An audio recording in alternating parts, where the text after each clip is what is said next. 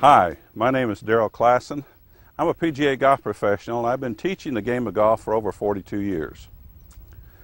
What we're going to do today is we're going to teach you, because everybody wants to hit the ball longer and everybody wants to keep it in the fairway, so they call that hitting it straighter. We're going to talk about that a little bit. What we're really here to do is teach you how to add some good yardage, some very, very distinguishable yardage to your golf shots today, so we can be hitting it longer. And we're going to show you how to keep the golf ball in play no matter what you do with it. You're going to, how long you hit it, you're going to keep it in play. We want the ball in the short grass where we can find it. Doesn't do any good to hit it 240, 250, 280, or 300 if you're in the weeds. So we've got to try to learn how to keep the golf ball in play. So we're going to do those two things. First of all, the first thing we want to talk about for just a moment is the golf ball itself. A golf ball is designed with dimples on it.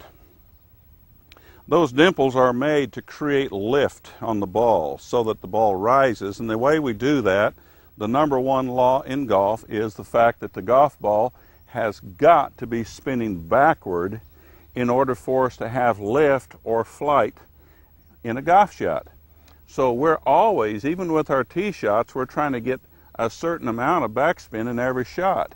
It's very interesting when we hit a pitching wedge with a good tour player's golf ball. We hit it 100 yards with a pitching wedge, that golf ball is going to be spinning somewhere around 10 to 11,000 RPMs backward. The same golf swing with a driver out on tour producing a 250-yard flight shot off the tee, the golf ball will still be revolving or rotating backward between 3,500 to 4,000 RPMs. And yet the average golfer comes to me and says, Daryl, I want to learn how to hit my tee shots with more overspin so they roll farther. Well, if we were playing ping pong, overspin makes the ball dive. So I tee the ball up and I hit a ball with overspin. It dives about 50 to 75 yards off the tee box and rolls another 150, and I get 200 yards out of it. And I ask him, is that what you're looking for? No, not that, Daryl. I want to fly this puppy. Well, then we've got to make backward spin. We're not going to make forward spin. So I do not want you with the driver trying to lift the ball off the tee. I want you to let the bottom of the arc of the circle just smack the ball. Most all of the instruction you hear says to catch the ball slightly on the upswing. I disagree with that very, very strongly. I want this ball spinning backwards. So the first thing we've got to do with any golf shot is we must create backward spin. Now, in order to do that, the golf club itself has bottom weight that you don't see. So if we can get the golf ball securely into the middle of the club face, we're going to have spin because there's enough bottom weight to spin this ball. So in order to get the golf ball up here in the face where it needs to be, you're going to hit the tee with your golf club when you swing. So when you're swinging your tee shot, you will be hitting the tee to some extent with a driver and knocking it over. So don't try to lift the ball off the tee. Just take your swing and hit the thing and let it rip. Now, probably the number one thing that happens to most of you is you hit a slice all of the time, and we're not covering a slice today. We're not talking about that. But at the same time, we are talking about adding yardage. And in order to add yardage to our golf shot, we have to have something in the golf swing that's called release. Release, very simply, is a motion. There's something that takes place when you hold this golf club very lightly in your fingers, hardly even touch it, and just swing it gently, and your hands aren't even touching the golf club, it's just in your fingers. You will notice when you're doing that and just swinging it, the club head feels like it rotates or turns over. Now, if you take your hands and put them together and still don't really hold the club, you're just pinching in your fingers, you'll find that all you can really do is take your wrists and snap them and snap the club head downward. When we do this, that release motion is accelerated, but it's not accentuated. We don't get extra release, we just get a strong release, and it begins to add club head speed. If we take the golf club and make just a straight line from our club and our hand. If we turn it closed, all we see is the club head closing. But as soon as we set an angle between the shaft and the forearm, now when the forearm rotates even a little bit, the club head or the shaft is moving through the swing. This is where we increase our club head speed to get distance. All of you, or most of you, are swinging the golf club with your arms. In fact, to swing with your arms, you're reverse shifted and you're swinging to here, because the way God made us, if I swing my arms and shoulders, the feet don't move to speak of. They just stay planted to give a foundation or a leverage point to be able to swing all of this upper power, this upper motion. But just like throwing a ball, if you feel like you take this club in your fingers more and you use your glove hand to throw the club head, your feet will work. In fact, they'll work automatically. You can't stop them. And to make sure that they work automatically, set up with just a little extra weight on this right side by tilting your spine just a little bit. This increases the loft of your shot. So just tilt your spine a little bit. As you'll notice in the background with the trees, that moves my head off of the ball just a little bit. We've been told in golf to keep our head still over the golf ball. In fact, there's some old wives' tales. Keep your head still. You've probably heard that one. We just mentioned it. Keep your left arm straight. Keep your head down and follow through high. If I were to try to do that, I'd have my left arm straight. I'd have my head down in my lap. I'd be trying to stay still and trying to follow through high. I can't even move. Those things are not what we want to do to make a good athletic motion. If I were going to take this club and swing it like a baseball bat, or if I were going to feel like I wanted to throw it out into the fairway, I would have the club in my fingers. I don't want to hit with this golf club. I want to feel as though I'm throwing this golf club. I have to laugh a little bit because when I was a youngster, until I was about 22 or 3 years old, I threw my share of golf clubs. So I know what I'm talking about. We don't want to throw the club on the golf course. But you're going to throw the club head in a good golf swing. You get here and you snap. Now, if you watch a good touring professional, he doesn't swing the club like that. See where my wrists are? That's pathetic.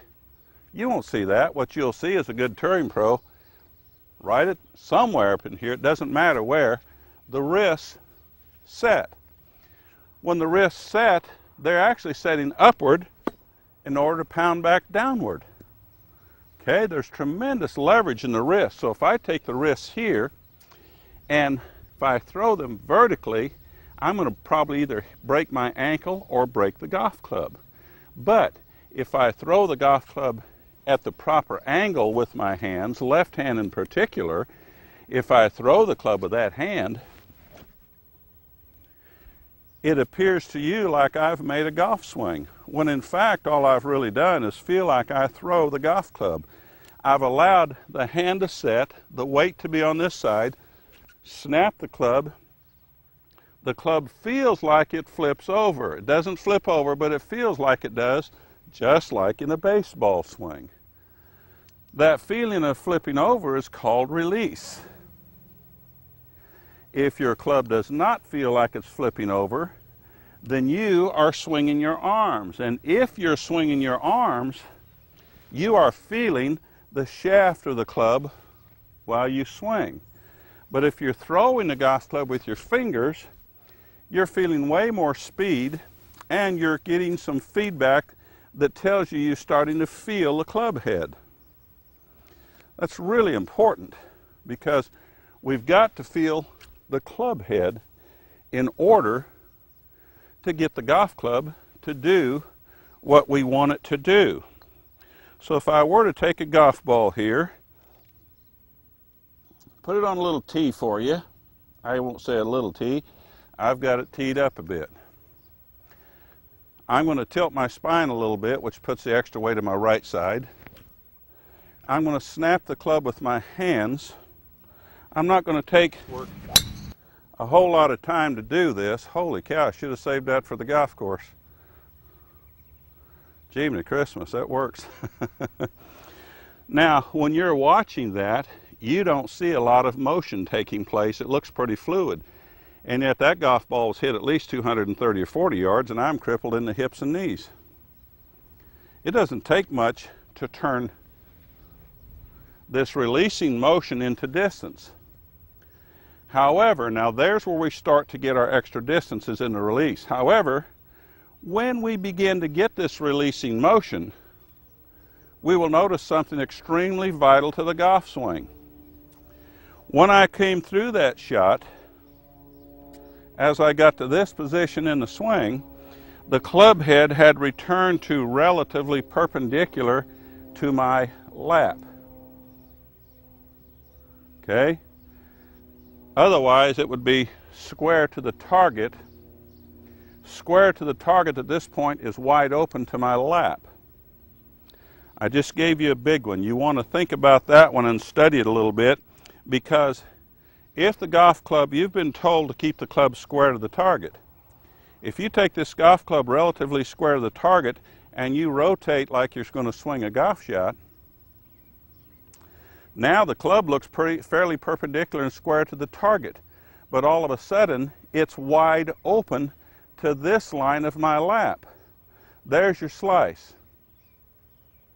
That's one of the reasons why you're slicing the ball all the time. You need to go to the website at the bottom of the end of the video and go in and purchase the video on ball control, which is how to cure your slice or your hook and hit all the shots with perfect control the way you want to, where we talk about this in depth. But we have got to let this release, let the golf club re-square itself perpendicular to the lap. Now, there's one more major thing that must happen in a golf swing in order to make distance or to get our maximum distance. That is, the golf club, if I make a baseball type swing, I hear the final large swish way out here, and yet my golf ball is over here. Okay? In all the other sports like baseball, we call that hitting through the swing and hitting through the ball. In golf, the ball is sitting still. We have some things take place that I don't know why they work, they just do, but I've studied them for a long time. I'm a certified golf sports psychology instructor, and I've studied the mind, the human mind, how it works. We're making all of this motion out of the subconscious mind. It just happens like walking. You don't think about it, you just do it. But I have found that if my mind is locked on the golf ball, my lower body also freezes on the golf ball, because the lower body will not go beyond where your mind is really focused.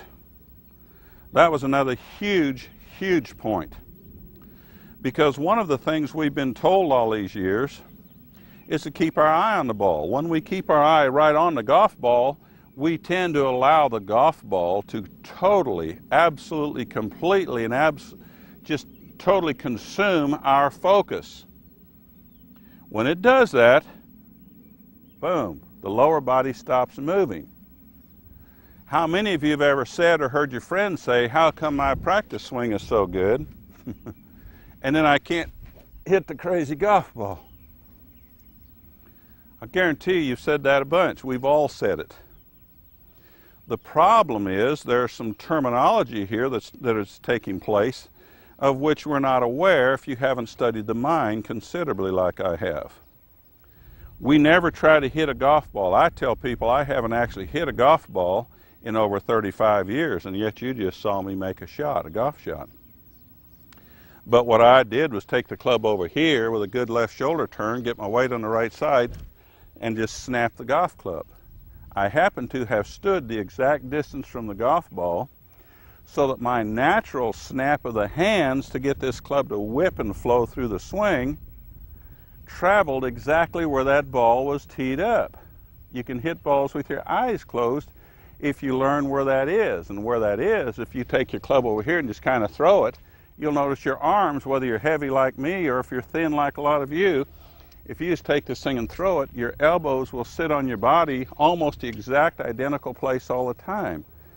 That means that the distance from where you touch your body to the club head is constant. When that's constant, I can set up to this tee, I can close my eyes and keep talking to you, and you can hear it on the video. I just hit the tee with my eyes shut talking to you. I hit golf shots that way all the time off of bare concrete for people.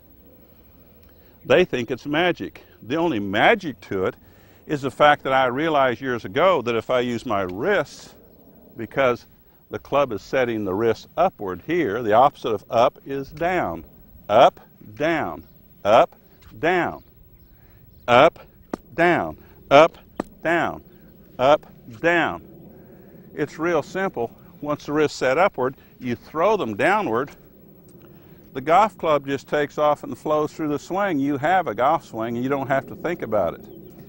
I'm going to embarrass you a little bit right now, but I'm trying to teach you how to become your own instructor so you can be your own golf coach the rest of your life. Here I go.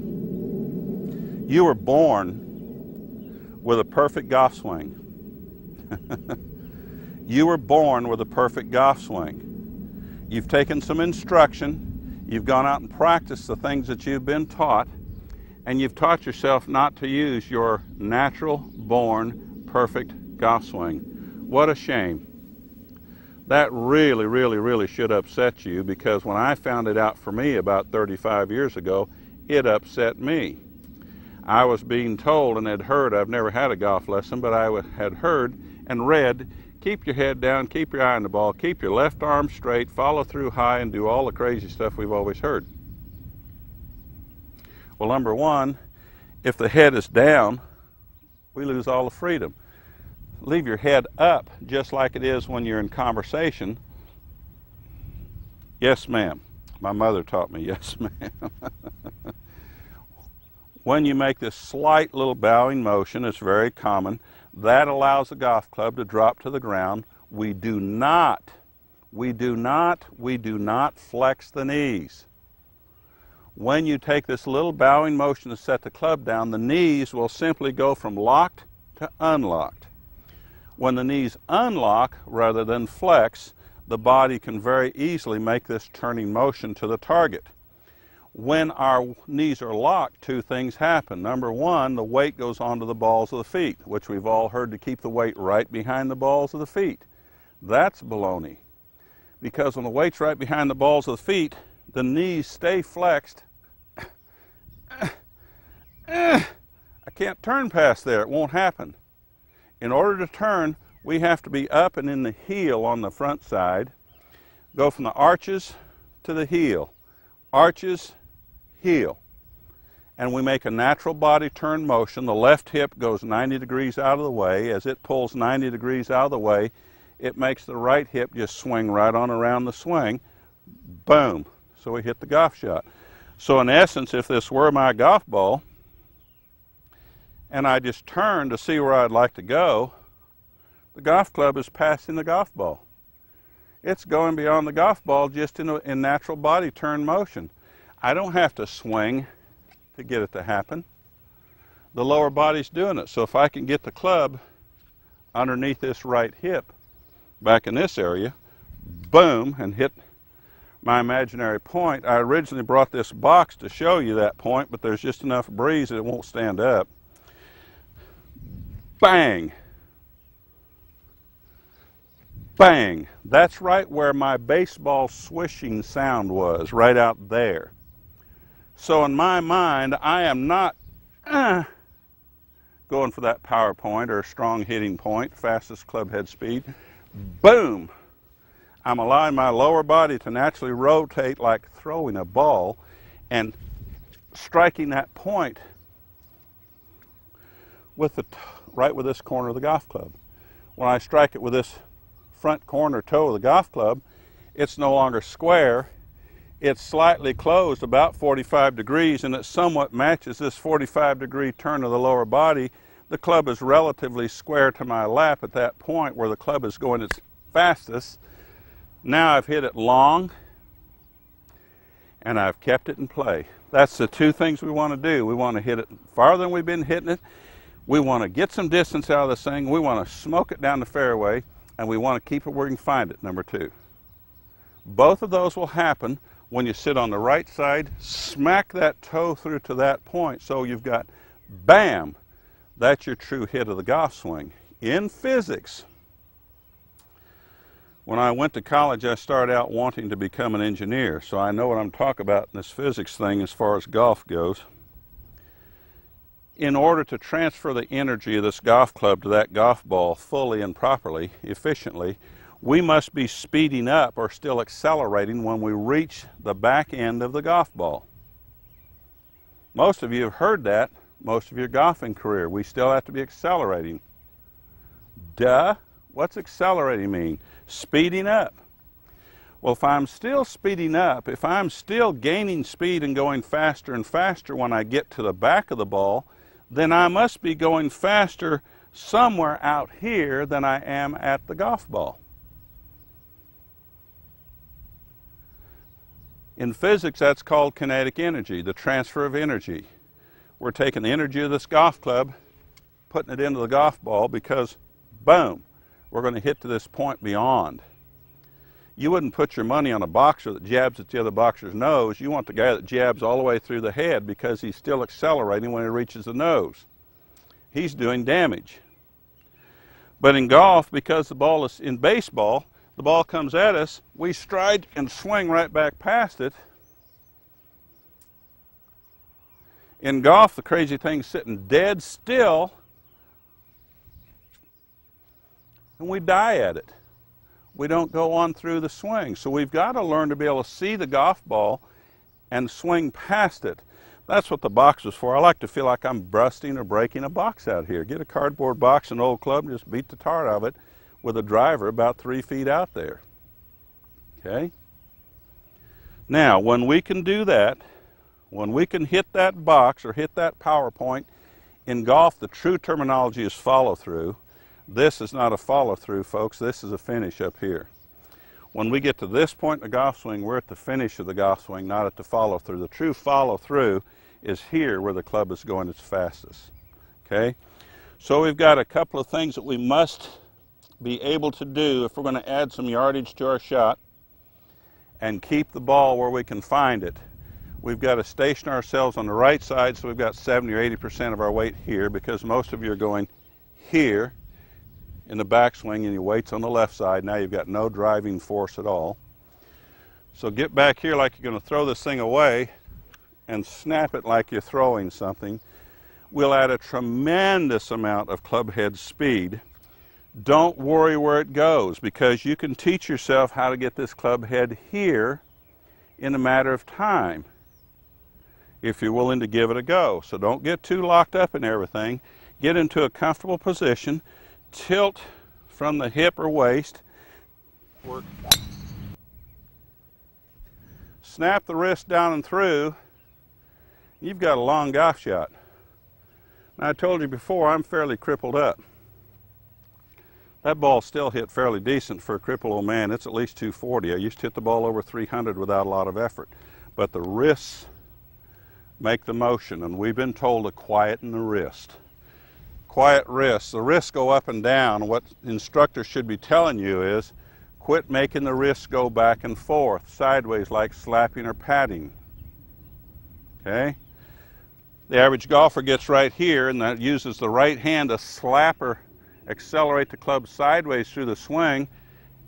You hit these big pull hooks all the time. You hit it fairly strong, but you can't find the goofy golf ball when you get through. In a true golf swing, the golf club's a little bit closed in your hands, and as you release and throw this, just snap it, the club face turns in. The way you feel that, just swing a baseball swing and you'll feel it turn over as it comes into the swing. It doesn't really turn over, it only closes some, and you will feel that happen. Let it happen. It'll give you a very lost feeling, because you will not feel as though you are in control of anything, but you're in a different type of control. You're going to hit the ball where you want it with your swing motion, not guiding with the club face. So what we've done here today is we've shown you how to use loading the right side to get your weight over here, Snap this club and let it get it whipping. You'll hear a whole new swishing taking place when you're doing that. We've got the toe of the club in a position that's not square to the target, but rather it has re-squared or become perpendicular to our lap. That is a combination for hitting the ball way down the fairway and always being able to find it. That's the sweet thing you really want to learn. I appreciate you being here. Go to the website at the bottom of the video and dial in there and take a peek and see what other information that we can help you with, because there's also an ebook that you can download to go with this video if you don't already have it. It goes into a great amount of detail. Thank you very much. Happy golfing. You're going to be hitting the ball way down the fairway from now on. You've added a bunch of yardage today, and you're going to bring that flight pattern. None of us hit it dead straight. You're bringing your flight pattern from here into here so you can start finding the golf ball from now on. Happy golfing. I really appreciate you coming to see us. Thanks for taking a look at the video. I know it's going to help you in days and years to come. You'll be your own golf coach and nothing flat.